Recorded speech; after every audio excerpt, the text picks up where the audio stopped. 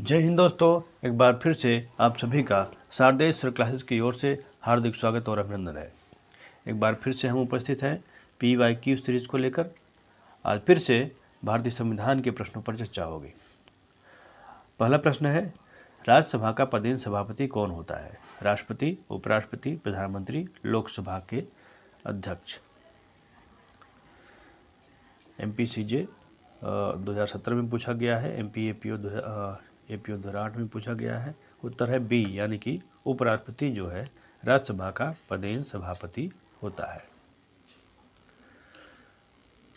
अगला प्रश्न है, संसद का एक सदस्य प्रतिरक्षा का दावा कर सकता है दोनों दीवानी एवं आपराधिक मामलों में, केवल दीवानी मामलों में, केवल आपराधिक मामलों में, या तो दीवानी या आपराधिक मामलों में प्रतिरक्षा का दावा नहीं कर सकता है। ये छत्तीसगढ़ CJ 2007 में पूछा गया है। उत्तर है बी, यानी कि केवल दीवानी मामलों में संसद का एक सदस्य प्रतिरक्षा का दावा कर सकता है।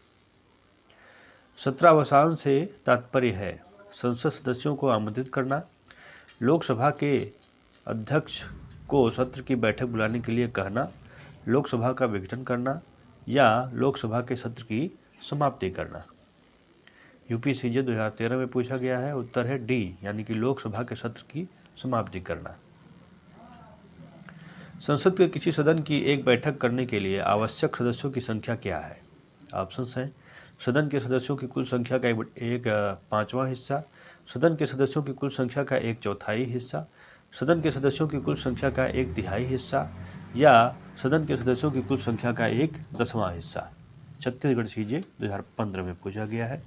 उत्तर है डी, यानी कि सदन के सदस्यों की कुल संख्या का एक 10वां हिस्सा, यानी कि 1/10वां भाग। इनमें से कौन यह प्रश्न अवधारित करता है कि संविधान की 10वीं अनुसूची के अनुसार कोई लोकसभा का सदस्य दल बदल के आधार पर निरर्हता के अधीन हो गया है?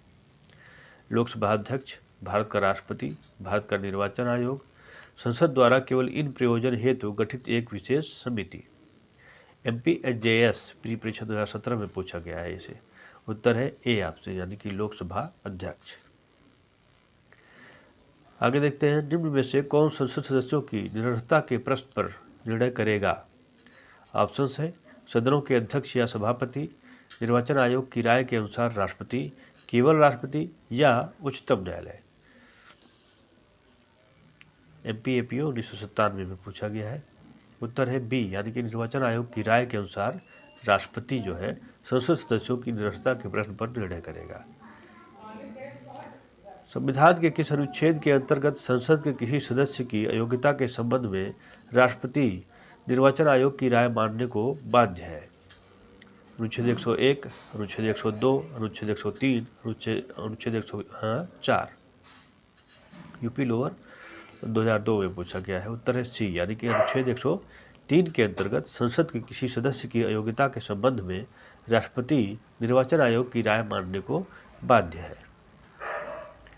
अगला प्रश्न है, केशव सिंह का मामला संबंधित है प्रेस की स्वतंत्रता से, जीवन के अधिकार एवं व्यक्तिगत स्वतंत्रता से, संसदीय विशेषाधिकार से, राष्ट्रपति शासन लागू करने से। UPCJ 2016 में पूछा गया है। उत्तर है सी, यानी कि संसदीय विशेषाधिकार से केशव सिंह का मामला संबंधित है। जिस कार्य को प्रत्यक्षतः नहीं किया जा सकता उसे परोक्षतः भी नहीं किया जा सकता, यह कथन संबंधित है आनुषंगिक शक्ति के सिद्धांत से, सार एवं तत्व के सिद्धांत से, आभासी विधायन के सिद्धांत से, या विवक्षित शक्ति के सिद्धांत से। UPCJ 2003 और RAS-RTS प्री परीक्षा 2008 में पूछा गया है इसे। बिहार PCJ में भी पूछा गया 2009 में। उत्तर है सी, यानी कि आभासी विधायन के सिद्धांत से।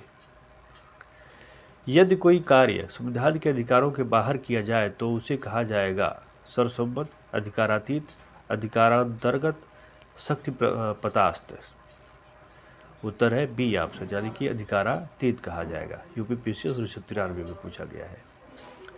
लोकसभा के भंग होने पर संसद के दोनों सदनों द्वारा पारित विधेयक जिस पर राष्ट्रपति की अनुमति अपेक्षित है व्यापगत हो जाता है, व्यापगत नहीं होता है, उसे नई लोकसभा की स्वीकृति चाहिए, उसे नई लोकसभा के अध्यक्ष की स्वीकृति चाहिए। UPCJ 2016 में पूछा गया है इसे। उत्तर है बी यानी कि व्यवगत नहीं होता है। भारत के राष्ट्रपति द्वारा संसद का संयुक्त सत्र आहूत किया गया था पारित करने के लिए दहेज प्रतिषेध अधिनियम को, बैंकिंग सेवा आयोग अधिनियम को, पोटा को, उपरोक्त सभी अधिनियमों को। ये यूपीपीसीएस 2004 और 8 में पूछा गया है। उत्तर है डी यानी कि उपयुक्त सभी अधिनियमों को, ए बी सी तीनों। शून्यकाल में संसद सदस्य अविश्वास प्रस्ताव पर मतदान की मांग कर सकता है, बिना पूर्व सूचना के किसी विषय पर प्रश्न कर सकता है, पूर्व सूचना के साथ किसी विषय पर प्रश्न कर सकता है, या धन विधेयकों पर मतदान कर सकता है। एमपीसीजे 2012 में पूछा गया है। उत्तर है सी यानी कि पूर्व सूचना के साथ किसी विषय पर प्रश्न कर सकता है। लोकसभा में शून्यकाल की अधिकतम अवधि हो सकती है 30 मिनट, 1 घंटा, 2 घंटा, अनिर्दिष्ट। उत्तर है बी आपसे यानी कि 1 घंटा। एमपीएचजेएस प्री परीक्षा 2016 में पूछा गया है इसे। अगला देखते हैं, संसद के दोनों सदनों की संयुक्त बैठक बुलाने की अधिकारिता किसे प्राप्त है? प्रधानमंत्री को, राष्ट्रपति को, लोकसभा के अध्यक्ष को, या राज्यसभा के सदस्य को? एमपीएचजेएस प्री परीक्षा 2017 में पूछा गया है। यूपीपीसीएस 1999 में पूछा गया है। उत्तर है बी यानी कि राष्ट्रपति को यह अधिकार है, ठीक है, कि वह संसद के दोनों सदनों की संयुक्त बैठक बुला सकता है।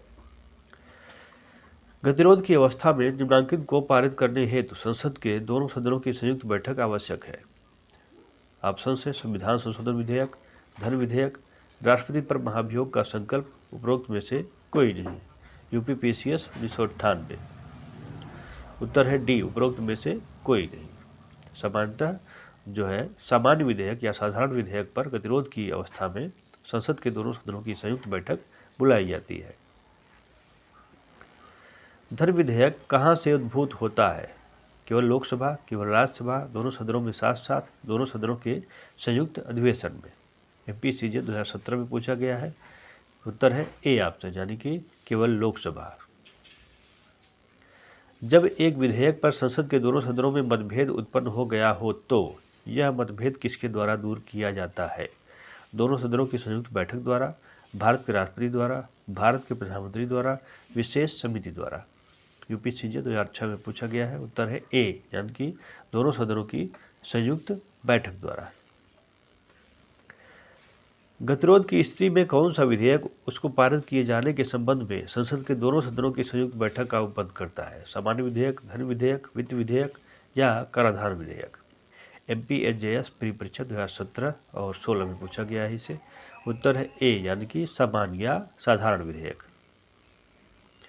दोनों सदनों के संयुक्त बैठक की अध्यक्षता कौन करेगा? राज्यसभा के उपसभापति, लोकसभा के अध्यक्ष, भारत का उपराष्ट्रपति, भारत का राष्ट्रपति? एमपीसीजे प्री परीक्षा 2017 में पूछा गया है इसे। और झारखंड सीजे 2012, उत्तराखंड सीजे 2009 में पूछा गया है। उत्तर है बी यानी कि लोकसभा के अध्यक्ष जो है दोनों सदनों के संयुक्त बैठक की अध्यक्षता करते हैं।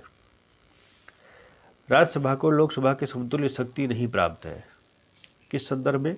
राष्ट्रपति के विरुद्ध महाभियोग चलाने में, उच्चतम न्यायालय के न्यायाधीश को हटाने में, धन विधेयक पारित करने में, या संविधान संशोधन पारित करने में? एमपीएपीओ 2010 में पूछा गया है। यूपीपीसीएस 1995 में पूछा गया है। यूपी लोअर 2003 में पूछा गया है। उत्तर है सी यानी कि धन विधेयक पारित करने में राज्यसभा को लोकसभा के समतुल्य शक्ति प्राप्त नहीं है। अगला प्रश्न है, संसद को राजसूची के विषय पर विधान बनाने की शक्ति है, परंतु तब जबकि वह राष्ट्रीय हित में हो, संबद्ध राज्य के हित में हो, लोक हित में हो, या अल्पसंख्यकों के हित में हो? यूपीपीसीएस 2001, 2002 और 2005 में पूछा गया है इसे। उत्तर है ए ऑप्शन यानी कि जब वह राष्ट्रीय हित में हो। संविधान के अनुच्छेद 249 के अंतर्गत यदि राज्यसभा अपने उपस्थित तथा मत देने वाले सदस्यों के 2/3 बहुमत से राज्य सूची में उल्लिखित किसी विषय को राष्ट्रीय महत्व का घोषित कर देता है तो राज्य सूची के उस विषय पर कानून बनाने की शक्ति संसद को प्राप्त हो जाती है। ये थे भारतीय संविधान के कुछ प्रश्न। आगे फिर से उपस्थित होंगे एक नए वीडियो के साथ। जय हिंद।